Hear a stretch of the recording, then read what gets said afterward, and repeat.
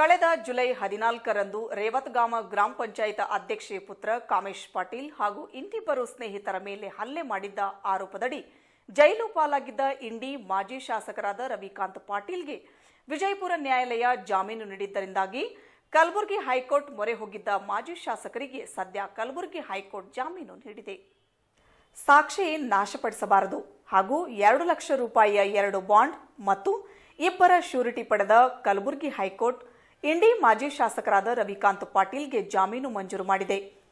July 14ರ ಮಧ್ಯರಾತ್ರಿ ಮನೆ ಗೃಹ ಪ್ರವೇಶ ಪ್ರತಿ ನೀಡಿ ವಾಪಸ್ಸಾಗುತ್ತಿದ್ದ ರೇವತ್ಗಾಂವ್ ಗ್ರಾಮ ಪಂಚಾಯತ್ ಅಧ್ಯಕ್ಷ ಪುತ್ರ ಕಾಮೇಶ್ ಪಾಟೀಲ್ ಹಾಗೂ ಇನ್ನಿತರ ಸ್ನೇಹಿತರ ಮೇಲೆ ಹಲ್ಲೆ ಮಾಡಿದ ಆರೋಪದಡಿ ಜೈಲು ಪಾಲಾಗಿದ್ದ ರವಿಕಾಂತ್ ಪಾಟೀಲ್ 2 ಬಾರಿ ವಿಜಯಪುರ ನ್ಯಾಯಾಲಯಕ್ಕೆ ಮನವಿ ಸಲ್ಲಿಸಿದರು ಸಹ ನ್ಯಾಯಾಲಯ ಜಾಮೀನು ನಿರಾಕರಣೆ ಮಾಡಿತು.